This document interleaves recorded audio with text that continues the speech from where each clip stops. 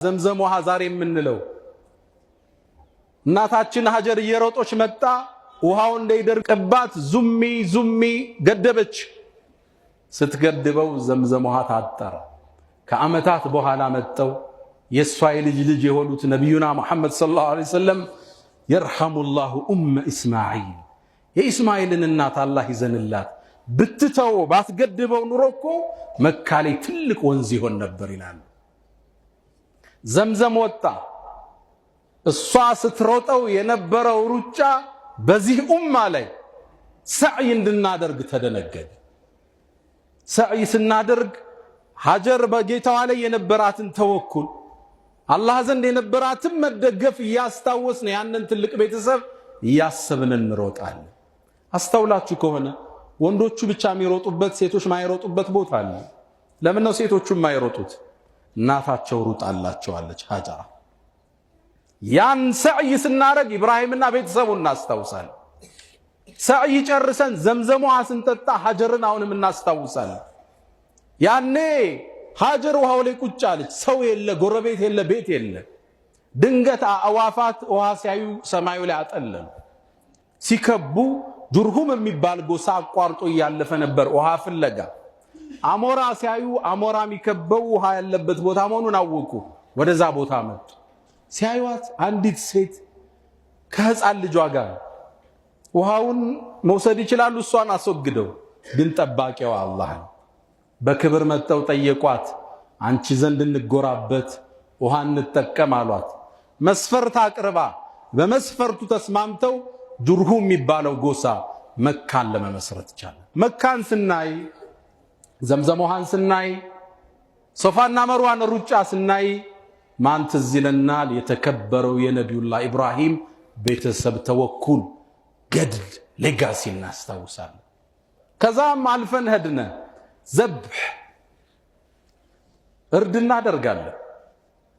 ታዘናል። እርድ አለ። እርዴት መጣ?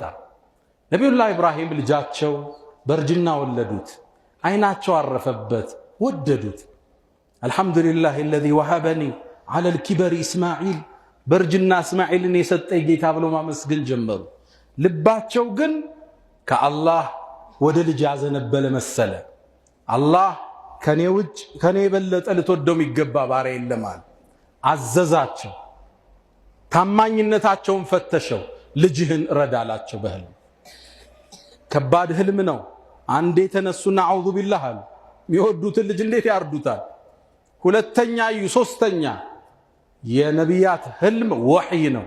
ልጃቸውን ጠሩት። ያ ቡነይ አንተን ሳርድህ አየው ታዝዣለሁ፣ ውሳኔህን ትቸዋለሁ ላንተ አሉ። ያ አበቲ እፍዓል ማ ትእመር ሰተጅዱኒ ኢንሻአላሁ ሚነ ሳቢሪን። የታዘዝከውን ፈጽም ታዛዡኝ ታገኘኛለህ አላቸው እስማዒል። ክስተቱ ከባድ ነው። ኢብራሂም እንጂም የማይቋቋሙት ነው። እስማዒል ልጃቸውን ፊት ለፊት አስቀመጡት። ሊያርዱት ከበዳቸው አይኑን እያዩ። ከዛም ደፉት። ቁርአኑ እንደሚለው ፈለማ አስለማ ለጌታቸውም እጅ በሰጡ ጊዜ ወተለሁ ሊልጀቢን በግንባሩ ደፉት። አይኑን ማየት አልቻለም።